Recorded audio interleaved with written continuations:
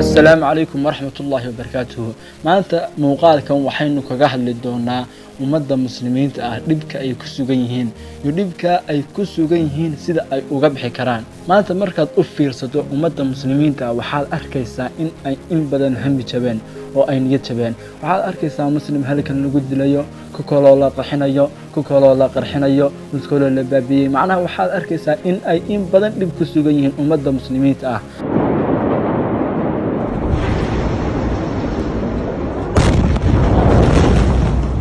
haddaba dhibtu waa inaga xageena.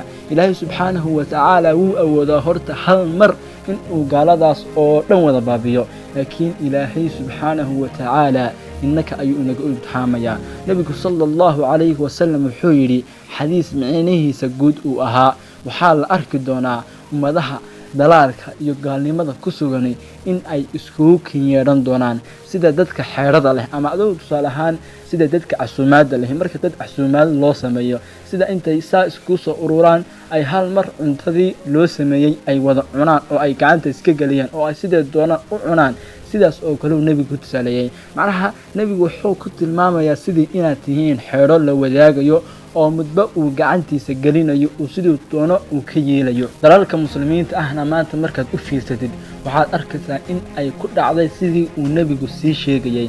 macnaha waxaad arkaysaa in dalalkii muslimiinta ahaa macdanahoodii iyo dalalkoodiiba la boobay oo la kala qaatay. markii uu rasuulku sala allahu calayhi wasalam hadalkaa yidhi ayaa saxaabadii intay yaabeen ayay nebiga waxay weydiiyeen, nebiga allah waxaan siday ku dhici karaan?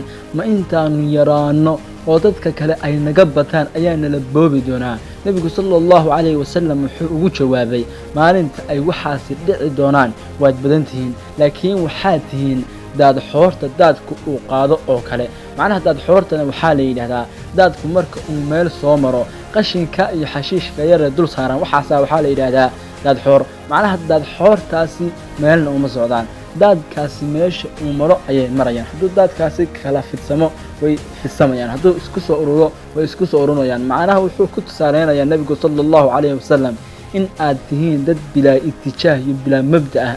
maanta tirakoobka dadka muslimiinta ah waxaa lagu tilmaamaa in ay yihiin bilyan iyo badh, laakiin sida xaqiiqda ah waa 2 bilyan iyo dheeraad inay yihiin, laakiin cidna ma tirakoobto. sidoo kalena waa la qariyaa. maanta caalamka tirakoobyada sideedaba waa la qariyaa, laakiin si kasta oo ay tahayba dad sidaa u badan in mid yaroo ay dadkiisu yihiin 10 bilyan ama wax ka yarba in uu nebigii ay intaas oo dad ah ay aaminsanaayeen uu iska caayo oo iska dhaflagadeeyo, cid wax ka dhahdana ama cid wax u qalma samaysana aynaan jirin. waxaad garanaysaa in dacfi uu dadkii muslimiinta ahaa uu ku dhacay. nebiga ayay saxaabadii waxay weydiiyeen, nebiga allah waa maxay sababtu? nebigu sala allahu calayhi wasalam wuxuu ugu jawaabay, ilaahay ayaa quluubta gaalada wuxuu ka saari doonaa baqihii ay idinka baqayeen.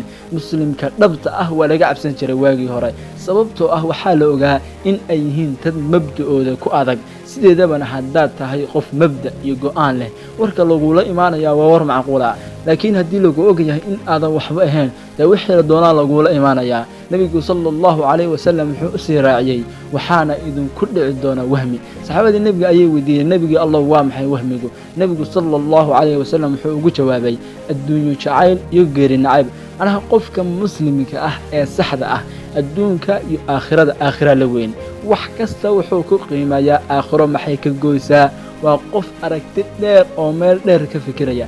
laakiin markan dadkii muslimiinta ahaa adduunyadii ayay isku dhejinayaan, geeridii iyo aakhiraha weynacayaan. sababtuna dee waa in aysan waxba ka horeen. macnaha wahmi marka aynu sii faahfaahinana wuxuu noqonayaa, tusaale ahaan dhakhtarku marka uu rabo in uu qof qalo, haddii uu markiiba qalabka iyo sakiinta uu iskaga bilaabo dee suuragal maaha qofkaas inuu qalo oo qofkii uu cabaadaya uu qaylinaya uu xanuunsanaya soo maaha. laakiin si laguu qalo waxaa la sameynayaa, waa lagu siixinayaa. shaqadiina si yaroo fudud oo adoo aan xanuun dareemin ayaa dee si fiican lagu qalaya. laakiin haddii dee aan lagu siixin dee wax xanuunsanaysayo lagumaba qali karo. qofka muslimka ah marka uu wahmigu ku dhaco suuxdimaad ayuu galay oo wuu isa suuxiyey, markaana shaqo ayaa laga qabanayaa oo si fiican ayaa lagu qali karaa, waayo ma tihid qofkii dareenka lahaa. caalamka muslimka ah maanta intuu wahmigii ku dhacay ayaa maalinba mid la dilayaa, maalin mid la boobayaa, maalin mid la qabsanayaa. cid dareen lehna ma jirto.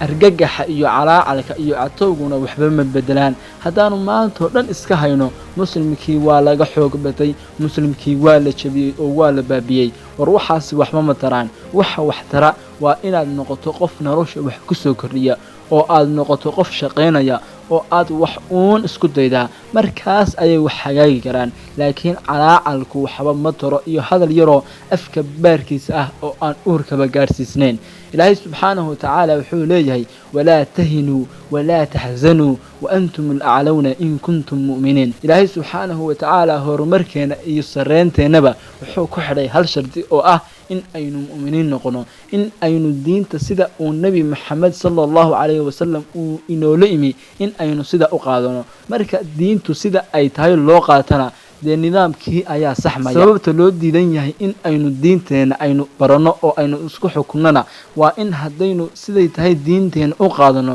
innaka ayaa adduunka hogaaminayna adduunka in aynu hogaaminana dee gaalo dooni mayso sideedabana dagaalka iyo jabka waxa lagaga badbaadi karo ee keli ah waa inaad adigu dagaal iyo jabin aad diyaar u tahay ilaahay subxaanahu watacaala waa ka leh waaciduu lahum mastadactum min quwatin ilaahay marka uu leeyahay gaalada hub u diyaarsada macnaheedu maaha ku duula laakiin waa turhibuuna bihi caduwa allahi waa ku cabsi gelinaysaan oo waa laydinka haybadaysanayaa maalinka aadan dagaal diyaar u ahayn waa maalinka uu jabkaagu bilowday caalamka muslimka ahna dee maanta waynu ka warhaynayno soomaalidana ku dhexloonahayo dee siday tahay waan ognahay gabagabadii dunidan alle ayaa gadgadiya dadka muslimiinta ahna iyagoo nimco ku sugan oo iimaan haysta haddana waxay u baahan yihiin in ay gurigooda hagaajistaan waxayna ku hagaajisan karaan in ay mu'miniin iyo muslimiin dhab ah ay noqdaan wassalaamu calaykum waraxmatullaahi wabarakaatuh